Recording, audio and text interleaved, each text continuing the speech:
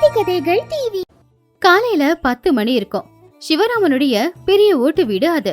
வீட்டுக்கு முன்னாடி ரொம்ப பெரிய வாசல். அந்த வாசல்ல நூத்துக்கணக்கான நெல் மூட்டைகளை ஒண்ணுக்கு மேல போட்டு அடுக்கி வச்சிருந்தாங்க. சிவராம் வாசல்ல ஒரு நாற்காலிய போட்டுக்கிட்டு கணக்கு புத்தகத்தை வச்சு பாத்துக்கிட்டு இருந்தான். அவனுக்கு பக்கத்திலேயே பட்டணத்துல இருந்து வந்த வியாபாரி சுப்பையாவும் உக்காந்துக்கிட்டு இருந்தாரு. அப்போ பார்வதி வாசல்ல நின்னு வேடிக்கை பாத்துக்கிட்டு இருந்தாங்க. என்னப்பா சிவராமு, சுத்தி இருக்கிற அத்தனை ஊர்லயும் உன்னோட வயல்ல விளைஞ்ச அளவுக்கு விளைச்சல் யாருக்குமே விளையலையாமே. இத்தனை நெல் மூட்டைய வாசல்ல பார்க்கும்போது அந்த அன்னபூர்ணா தேவி உன் வீட்டிலேயே குடியிருக்கிற மாதிரி இருக்கு. ஆனா மார்க்கெட்டில் ரேட்டு தான் குறைஞ்சி போச்சு. ஒரு மூட்டைக்கு 100 ரூபாய் வீதம்னு கொடுக்கறேன். மொத்த மூட்டையும் எனக்கே கொடுத்துடு. இங்க பாரு சுப்பையா, நீ வியாபாரி அப்படிங்கிறதால பேரம் பேசிக்கிட்டு இருக்க. ஆனா நான் விவசாயி அப்படிங்கிறதால விலைய நான் தான் சொல்லுவேன். என் நெல்லோட தரம் என்னங்கிறது உனக்கு நல்லா தெரியும்ல. மூட்டைக்கு 120 ரூபாய், ஒரு பைசா குறைக்க மாட்டேன். வேணும்னா நாளைக்கு வந்து பணத்தை கொடுத்துட்டு மூட்டையை எடுத்துக்கிட்டு போ. இல்லைனா வேற வியாபாரிக்கு வித்துடுவேன். நான் வாக்கு கொடுத்தா மீற மாட்டேன். சுப்பையா கைய கசக்கிக்கிட்டு, சரிப்பா, உன்னை பத்தி எனக்கு தெரியாதா என்ன? நீ சொன்ன விலைய கொடுத்து நான் இந்த மூட்டைகளை வாங்கிக்கிறேன். நாளைக்கு காலையில பணத்தோட வரேன். நான் போயிட்டு வரேன். அப்படி சொல்லி சுப்பையா அங்கிருந்து போயிட்டான். சிவராம் சந்தோஷமா உக்காந்துக்கிட்டு இருந்தான். அப்பதான் பார்வதியும் அங்க வந்தாங்க. அப்பதான் பழைய துணிய போட்டுக்கிட்டு சிவராமுடைய தம்பியான நாராயண அங்க வந்தான். நாராயண பின்னாடியே அவனுடைய மனைவியான லட்சுமியும் வந்தா. அப்ப அவங்க 2 பேரையும் வரது பார்த்துட்டு பார்வதி, என்னடா இது, காலையில இந்த விளைச்சல விக்கிறதுக்கு நல்லபடியா பேசிக்கிட்டு இருந்தா இந்த தரித்திரம் பிடிச்சவங்க இங்கேயா வராங்க? ஏங்க, உங்க தம்பி வரான், எப்பவும் போல காசு கேட்கதான் வரான், கொடுக்க முடியாதுன்னு சொல்லிடுங்க. அப்போ சிவராமும் திமிரா, நீ அமைதியா இரு பார்வதி. அவனுக்கு கடன் கொடுக்க எனக்கு என்ன பைத்தியமா பிடிச்சிருக்கு? நாராயண பணிவா சிவராம் முன்னாடி வந்து நின்னான். அவன் அவங்க அண்ணனை பார்த்து பணிவா, அண்ணன் நல்லா இருக்கியா அண்ணன்? அண்ணி நல்லா இருக்கீங்களா அண்ணி?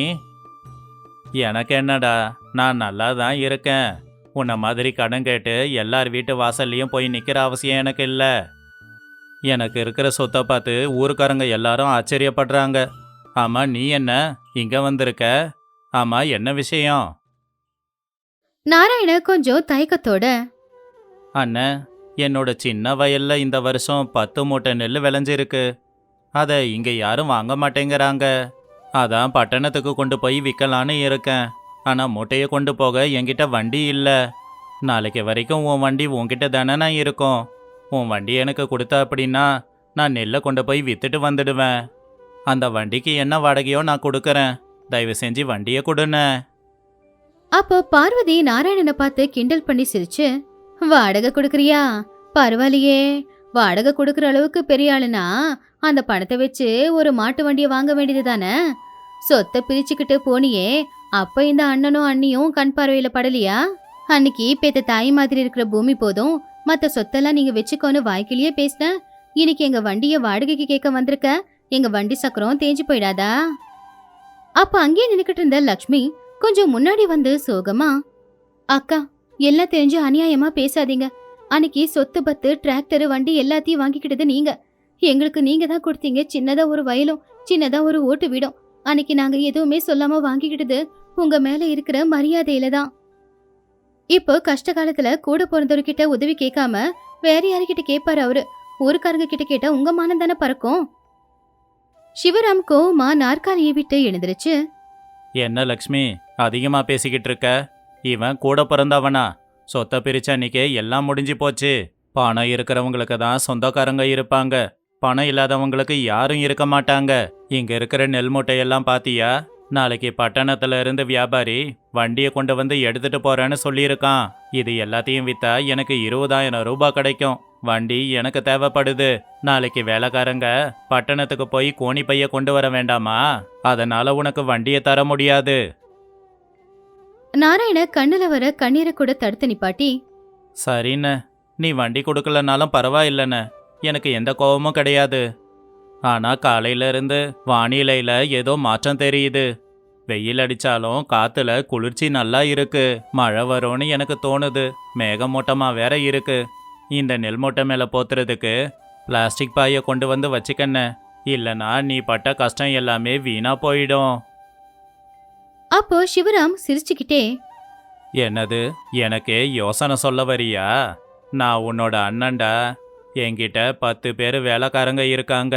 மழை வருதுன்னா 2 நிமிஷத்துல தார்பாயை போத்தி அந்த நெல் மூட்டை எல்லாத்தையும் காப்பாத்துவாங்க. என்னோட நெல் மூட்டையை எனக்கு காப்பாத்த தெரியும். நீ கஷ்டப்பட்டு விளைய வச்சிய 10 நெல் மூட்டை, அதை போய் காப்பாத்து போ. நாராயண அடுத்து எதுவுமே பேசாம கவலையா தலையை குனிஞ்சுக்கிட்டு பொண்டாட்டியை கூட்டிக்கிட்டு வீட்டுக்கு வந்தான். அன்னைக்கு சாயந்தர நேரம் அவன் கவலையோட திண்ணையில உக்காந்துக்கிட்டு இருக்கும்போது திடீர்னு மெதுவா காத்து வீசுச்சு. அந்த காத்துல ஈரப்பதம் அதிகமாவே இருந்துச்சு. மேகங்கள் எல்லாமே கருப்பா மாற ஆரம்பிச்சுது. உடனே நாராயண லக்ஷ்மியை கூப்பிட்டு, லக்ஷ்மி, லக்ஷ்மி, கொஞ்சம் வெளியில வா. ஆகாயத்தை பாரு, மப்பு மந்தாரமா இருக்கு. காத்து வேற ரொம்ப வேகமா வீசுது. எந்த நிமிஷம் வேணும்னாலும் மழை பெய்யும் லக்ஷ்மி. அப்போ லக்ஷ்மி ஆகாயத்தை பார்த்து, ஆமாங்க, ஆகாயத்தை பார்த்தா காத்து மழை அடிக்கணும் தான் இருக்கு. ஆனா 10 மூட்டை நெல்லும் நம்ம வீட்டுக்குள்ள தான் இருக்கு. அதனால நமக்கு எந்த பிரச்சனையும் இல்ல. நீங்க முதல்ல உள்ள வாங்க அப்படின்னு சொன்னப்போ நாராயண உள்ள வந்து, நமக்கு எதுவும் பிரச்சனை இல்லை. ஆனா அண்ணனோட நிலைமை, அவன் வீட்டு வாசல்ல 200 நெல் மூட்டைய அப்படியே வச்சிருக்கானே. மழை பெஞ்சா அந்த நெல்லெல்லாம் வீணா போயிடாதா? அப்புறம் என் அண்ணன் பட்ட கஷ்டமெல்லாம் வீணா போயிடுமே. அதை நினைச்சாதான் கவலையா இருக்கு. லக்ஷ்மி கொஞ்சம் கோவமா, என்னங்க நீங்க, காலையில நாம உங்க அண்ணன் கிட்ட போய் சின்னதா ஒரு உதவி கேட்டோம். அவர் உதவி செய்யலனாலும் பரவாயில்ல. ஆனா உங்க அண்ணன் அண்ணி 2 பேருமே நம்மள எவ்வளவு அவமானப்படுத்தினாங்க. ஆனா நீங்க என்னமோ உங்க அண்ணன் கஷ்டம் வீணா போக கூடாது அப்படின்னு புலம்பிக்கிட்டு இருக்கீங்க. நீங்க இப்படி புலம்புறது எனக்கு சுத்தமா பிடிக்கவே இல்லைங்க. அப்போ நாராயண கொஞ்சம் சோகமா, லக்ஷ்மி, அவன் ஏதோ என்ன தப்பா பேசுனாங்கிறதுக்காக அவன் கஷ்டமெல்லாம் வீணா போகிறத நான் இங்க உக்காந்து அமைதியா பார்த்துக்கிட்டு இருக்க முடியுமா சொல்லு? அவனுக்கு தான் பணத்திமிரு, எனக்கு இல்லைல்ல. அவன் என் கூட பிறந்தவன். எனக்கும் அவனுக்கும் சண்டையானாலும் பரவாயில்ல, அவனை விட முடியாதுல்ல. எனக்கு மனசுக்கு கஷ்டமா இருக்கு. நான் போறேன். நம்ம வீட்டில் இருந்து 2 தார்பாயை கொண்டு வா. லக்ஷ்மி புருஷனோட நல்ல மனசை பார்த்து சந்தோஷப்பட்டு, உங்களை பார்த்தா பெருமையா இருக்குங்க. கூட பிறந்தவர் அவமானப்படுத்தினாலும் பரவாயில்லன்னு அவருடைய உழைப்பு வீணா போக கூடாதுன்னு காப்பாத்த பாக்குறீங்க.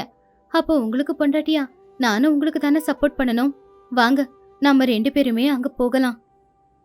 நாராயணனும் லக்ஷ்மியும் 2 பேரும் அவங்க வீட்டுல இருக்கிற ரொம்ப பெரிய 2 தார்பாயை எடுத்துக்கிட்டு சிவராமோடைய வீட்டுக்கு போய்கிட்டு இருந்தாங்க. இன்னொரு பக்கம் சிவராமோட வீட்டுக்கிட்ட மழை பெய்ற நிலைமை வந்தப்போ சிவராமும் அவனுடைய மனைவியும் வெளியில வந்து பார்த்தாங்க. பயங்கரமா மழை வர மாதிரி தான் இருந்துச்சு. கொஞ்ச நேரத்துல மழை தூறலும் விழ ஆரம்பிச்சுது. அப்ப சிவராம் வெளியில வந்து பார்த்து ஆச்சரியப்பட்டான். ஐயோ, என்னங்க இது, மழை தூறல விழ ஆரம்பிச்சிடுச்சு. இன்னும் தார்பாயே போத்தலையே. வேலைக்காரங்கள எங்க இருக்காங்க? கூப்பிடுங்க, சீக்கிரமா தார்பாய போத்த சொல்லுங்க. இல்ல உங்க 6 மாசம் உழைப்போம் இப்படி தண்ணியில வீணா போயிடுங்க. அப்போ சிவராம் சத்தமா, டேய் வீரையா, எங்கடா இருக்க? மற்ற ஆளுங்கெல்லாம் எங்க? உடனே 10 தார்பாயை கொண்டு வந்து நெல்லு மூட்டை மேலே போத்துங்க. என் கஷ்டமெல்லாம் வீணா போகுது. உடனே வீரையா உள்ள இருந்து ஒரு சின்ன தார்பாய கொண்டு வந்தான்.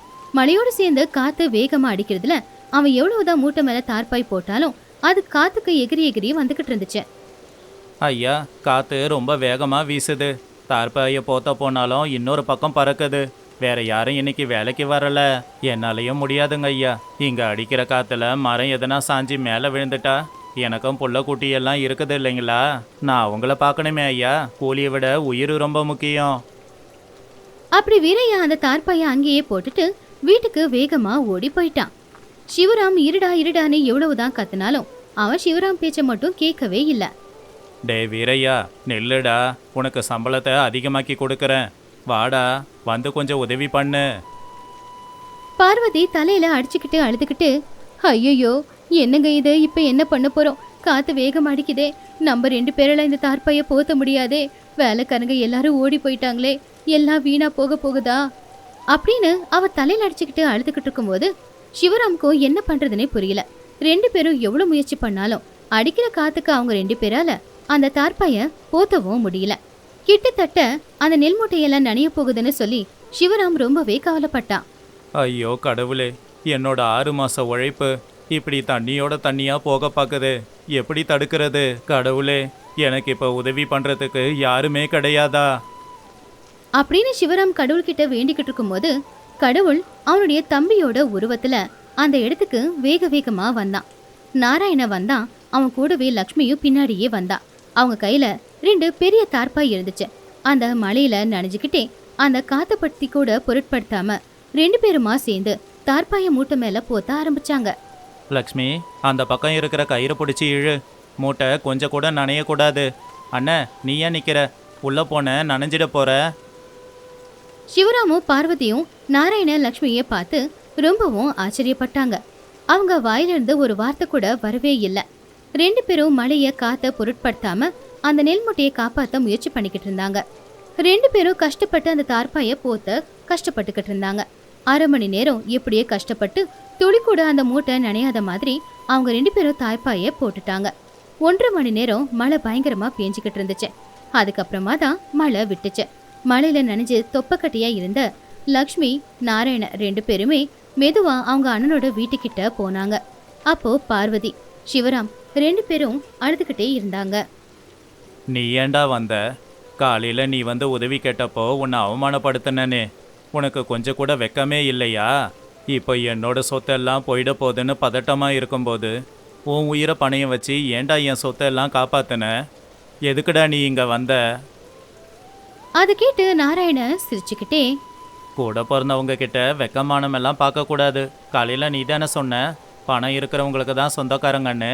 அந்த பணம் இருக்கிறப்ப வர சொந்தக்காரங்க வந்து உன்னை காப்பாற்றுவாங்கன்னு உக்காந்துக்கிட்டு இருக்க முடியாது. நீ என்னோட அண்ணன், நான் தான் உன்னை காப்பாற்றணும்.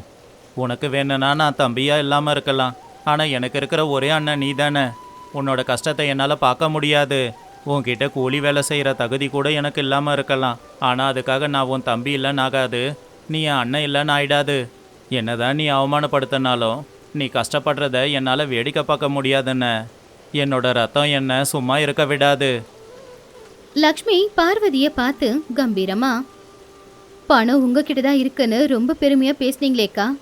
கூட பிறந்தவங்க எல்லாம் வேலைக்கு ஆக மாட்டாங்கன்னு சொன்னீங்களே. 10 பேர் வேலைக்காரங்க இருக்காங்க, நொடியில வேலையை செஞ்சு முடிச்சிடுவாங்கன்னு சொன்னீங்களே.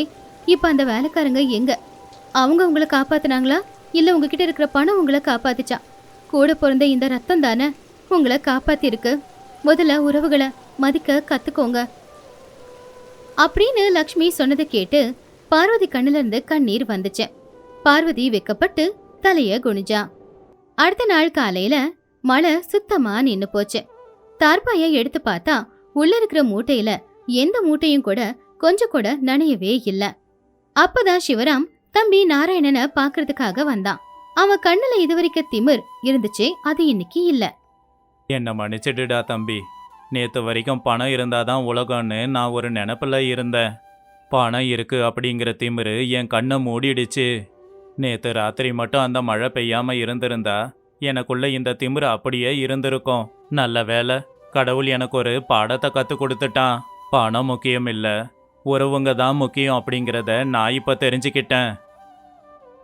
பார்வதி லக்ஷ்மியோட கைய பிடிச்சுக்கிட்டு, மன்னிச்சிடு லக்ஷ்மி, அக்காவா இருந்து நான் உனக்கு நிறைய நன்மைகளை செஞ்சிருக்கணும். ஆனா நான் எந்த நன்மைகளையும் செஞ்சதே இல்லை. ஆனா நீ தங்கச்சியா இருந்து எனக்கு நிறைய நன்மைகளை செஞ்சிருக்க. வீட்டுக்கு வர பொண்ணுங்களை வச்சுதான் அந்த குடும்பத்தோட கௌரவம் இருக்குன்னு சொல்லுவாங்க.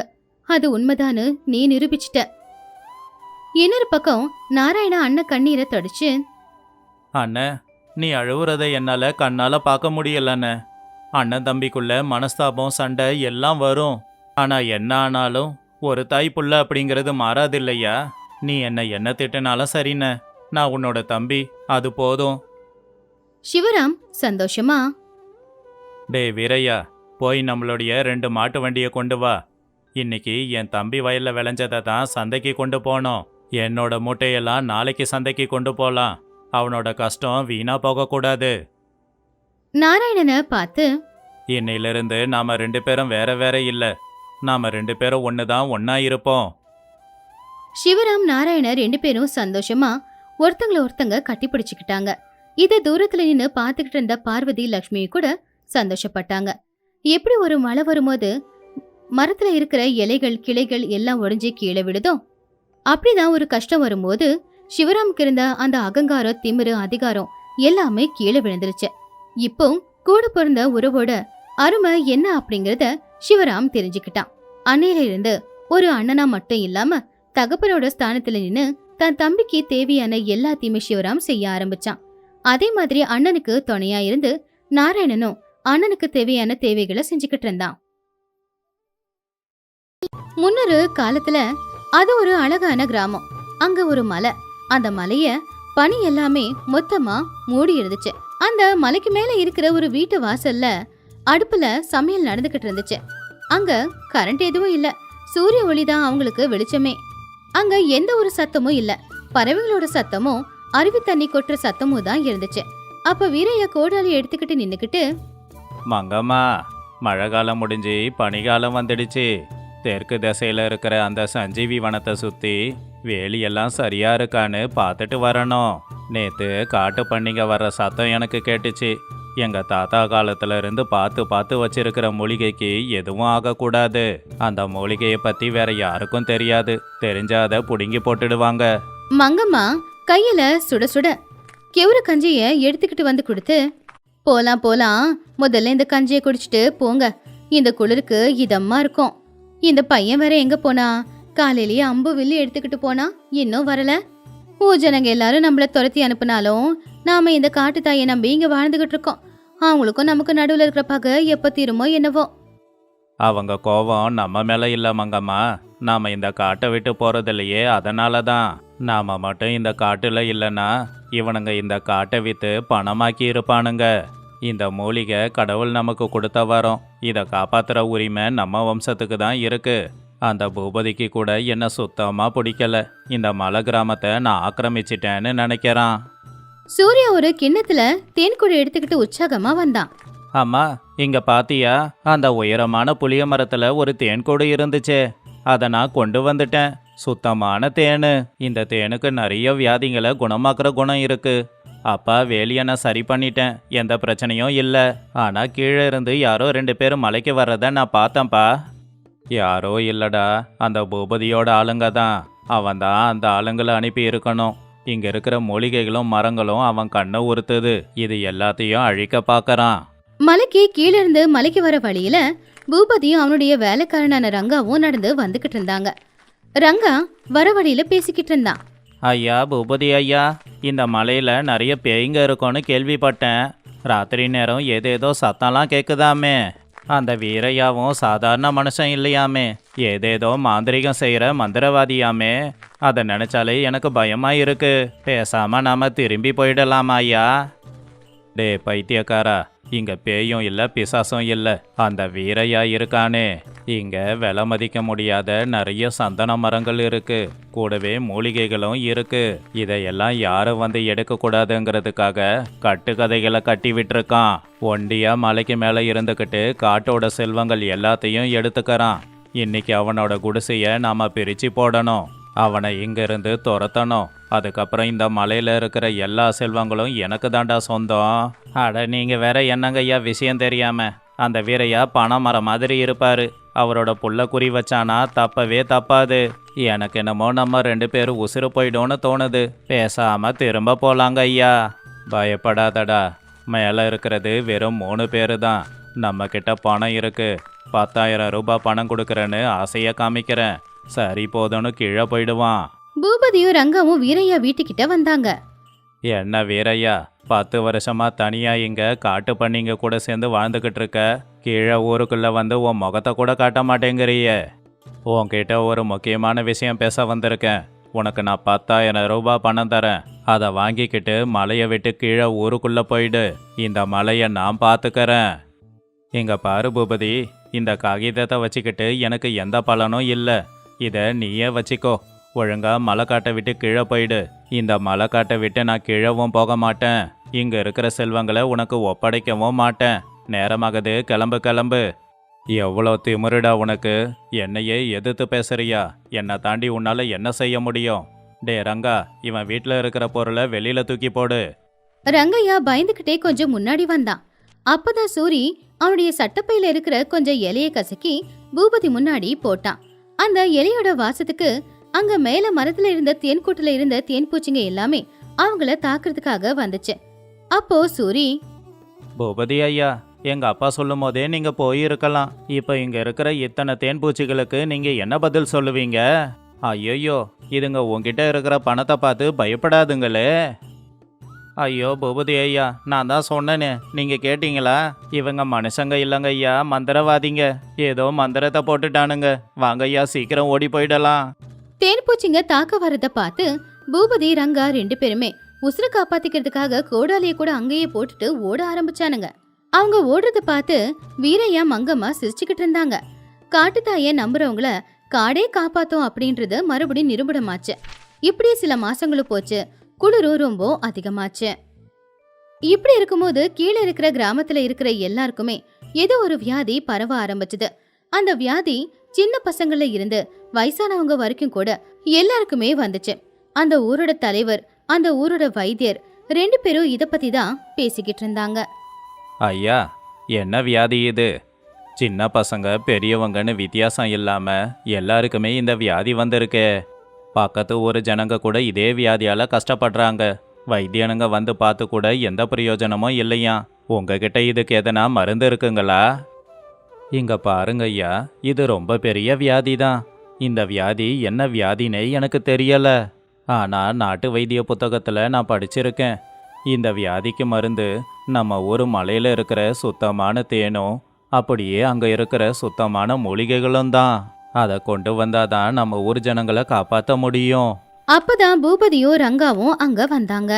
ஐயா, பெரிய ஐயா, அந்த மலைக்கு மேல யாராலையும் போக முடியாது. அங்க வீரையா ஒரு ராட்சச மாதிரி நின்னுக்கிட்டு இருக்கான். அவனுக்கு நம்ம ஊரு மேல என்ன பகையோ. நேத்து நான் போனப்போ ஏதேதோ மந்திரத்தை சொல்லி தேன்பூச்சை விட்டு கடிக்க வச்சான். இங்க என்ன நடந்தாலும் அவன் மலையை விட்டு வந்து நமக்கு மூலிகைகளை கொடுக்க மாட்டான். எல்லாம் நம்ம கெட்ட நேரம். 10 வருஷத்துக்கு முன்னாடி அந்த வீரையாவை நாம ஊரை விட்டு வெளியில அனுப்பணும். இப்ப அந்த மலைக்கு மேல போய் உக்காந்துக்கிட்டு ராஜாவா இருக்கான். அவன் எப்படி நமக்கு உதவி பண்ணுவான்? நாம சாக தான் போறோம். கிராமத்துல பிரச்சனை இன்னும் அதிகமாயிக்கிட்டே இருந்துச்சு. கண்ணுக்கு முன்னாடி புள்ளைங்க ஜுரத்தால தவிக்கிறத பார்த்து பெத்தவங்க மனசு தாங்கவே முடியல. இப்படி இருக்கும்போது அடுத்த நாள் ஊரோட எல்லையில பார்க்கவே முடியாத ஒரு அரிய காட்சி. 2 மாட்டு வண்டியில மலையை விட்டு கீழே இறங்கி வீரையா, சூர்யா, மங்கம்மா மூலிகைகளை எல்லாத்தையுமே மாட்டு வண்டியில வச்சுக்கிட்டு ஊருக்குள்ள வண்டி ஓட்டிக்கிட்டு வந்துகிட்டு இருந்தாங்க. தூரத்துல இருந்து மாட்டு வண்டி சத்தத்தை கேட்டு ஊருக்காரங்க எல்லாரும் யாரது அப்படின்னு வந்து பார்த்தாங்க. அப்ப தூரத்துல வீரையாவோட குடும்பம் மூலிகை எல்லாத்தையும் எடுத்துக்கிட்டு மாட்டு வண்டியில வந்துகிட்டு இருக்கிறத பார்த்து அவங்க ஆச்சரியப்பட்டாங்க. அப்போ ஊரோட தலைவர் போய், வீரையா, நீயா 10 வருஷத்துக்கு அப்புறம் மறுபடியும் எங்க ஊருக்குள்ள வந்திருக்கியா? நாங்க படுற கஷ்டத்தை பார்த்து சிரிக்க வந்தியா? வீரையா கம்பீரமா ஆனா கருணையோட, ஐயா, பெரிய ஐயா, நான் பழி தீர்க்கலாம் இங்க வரலங்க. உங்க உயிரை காப்பாத்த தான் வந்திருக்கேன். இந்த ஊர்ல எல்லாரும் வியாதியால கஷ்டப்படுறத நேத்து மலைக்கு ஆடு மேய்க்க வந்த ஒருத்தன் தான் என்கிட்ட சொன்னான். என் அப்பா என்கிட்ட இந்த வியாதிக்கான மருந்தை சொல்லி இருக்காரு. அந்த மூலிகை எல்லாத்தையும் தேடி கண்டுபிடிச்சி அரைச்சி இந்த மாட்டு வண்டியில கொண்டு வந்திருக்கேன். வைத்தியரையா, எல்லாருக்கும் கசாயம் பண்ணி கொடுங்க. வைத்தியர் அந்த மூலிகையை பார்த்து சந்தோஷமா, நீ கடவுள் வீரையா, நான் சொன்ன மூலிகைலாம் இதுதான்.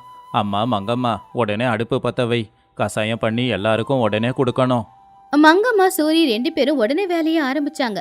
ஊருக்கு நடுவுல 2 பெரிய அடுப்பை வச்சு அதுல அவங்க கொண்டு வந்த அந்த மூலிகை எல்லாத்தையுமே அரைச்சு போட்டு கசாயத்தை காய்ச்சி யாருக்கெல்லாம் உடம்புக்கு முடியலையோ அவங்க எல்லாருக்கும் அந்த கசாயத்தை குடிக்க கொடுத்தாங்க. சூர்யா போய் யாரால நடக்க முடியலையோ அவங்க எல்லாரையும் தூக்கிக்கிட்டு வந்து அவங்களுக்கும் அந்த மருந்தை கொடுத்தான். எந்த ஊரு ஒரு குடும்பத்தை ஊரை விட்டு வெளியில அனுப்பிச்சோ இப்போ அந்த குடும்பம் தான் வந்து அந்த ஊரையே காப்பாத்திக்கிட்டு இருந்துச்சு. அடுத்த நாள் காலையில வீரையா கொடுத்த அந்த கசாயம் நல்லாவே வேலை செஞ்சது. உடம்புக்கு முடியாம படுத்த படுக்கையா இருந்தவங்க எல்லாரும் இப்ப எழுந்திருச்சு உக்காந்துக்கிட்டு இருந்தாங்க. ஆனா இது எதுவுமே பிடிக்காம பூபதி அங்க இங்கன்னு சுத்திக்கிட்டு இருந்தான். அப்போ ஊஜனங்களை பார்த்து பூபதி கோவமா, ஊர் ஜனங்களே, உங்களுக்கு என்ன பைத்தியம் பிடிச்சிருக்கா? இந்த வீரையா கொண்டு வந்த கசாயத்தை குடிச்சா வியாதி போயிடுமா? எனக்கு தெரிஞ்சு இவனை இந்த வியாதியை உருவாக்கிட்டு நம்ம எல்லாருக்கும் வியாதி வந்ததுக்கு அப்புறமா குணமாக்குற மாதிரி வந்து நடிக்கிறான். அந்த மலையில இருக்கிற மரம் எல்லாத்தையும் வெட்டி இவன் தான் விற்கிறான். போத நிப்பாட்டு பூபதி, இனிமே நீ சொல்ற பொய்யெல்லாம் இந்த ஜனங்க நம்ப தயாரா இல்ல. நீ தான் கேட்டவன்னு நிரூபிக்க என்கிட்ட நிறைய சாட்சிங்க இருக்கு. சூர்யா அவனுடைய வண்டியில இருந்து பூபதியோட ஆட்கள் பயன்படுத்தின முக்காடு, சத்தம் வர்றதுக்காக அவங்க பயன்படுத்தின கருவி, அவங்க கொண்டு வந்த கோடாலி எல்லாத்தையுமே கொண்டு வந்தான். பாருங்க பெரியய்யா, அந்த மலைக்கு மேல ஏதோ பேய் இருக்கு. ராத்திரி நேரத்துல ஏதேதோ சத்தம்லாம் கேக்குதுன்னு நீங்க சொல்லிக்கிட்டு இருந்தீங்கல்ல. அதுக்கு காரணம் இந்த பூபதியோட ஆளுங்க தான். முக்காடு போட்டுக்கிட்டு இவங்க தான் இதை செஞ்சது. ஏன்னா அந்த மலைக்கு மேல நிறைய விலை மதிக்க முடியாத மரங்கள் இருக்கு. அது உங்களுக்கு தெரியக்கூடாது இல்லையா? அது எல்லாத்தையும் வெட்டி வித்து பணம் சம்பாதிக்க இவன் ஆசைப்பட்டுக்கிட்டு இருக்கான்.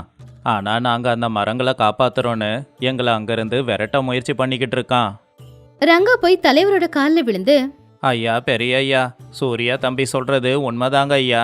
எல்லாத்துக்கும் காரணம் இந்த பூபதி தான். நான் பயந்து இப்போ உண்மையை சொல்லிட்டேன். என்னை மன்னிச்சிடுங்க ஐயா. தலைவர் ரொம்பவும் கோவமா, எவ்வளோ திமிருடா உனக்கு! இத்தனை நாளா எங்களை ஏமாத்துனியா? தெய்வம் மாதிரி இருக்கிற வீரையாவை சந்தேகப்பட வச்சிட்டியே. எல்லாரும் போங்க, இவனை இப்பவே இந்த ஊரை விட்டு அடிச்சு துரத்துங்க.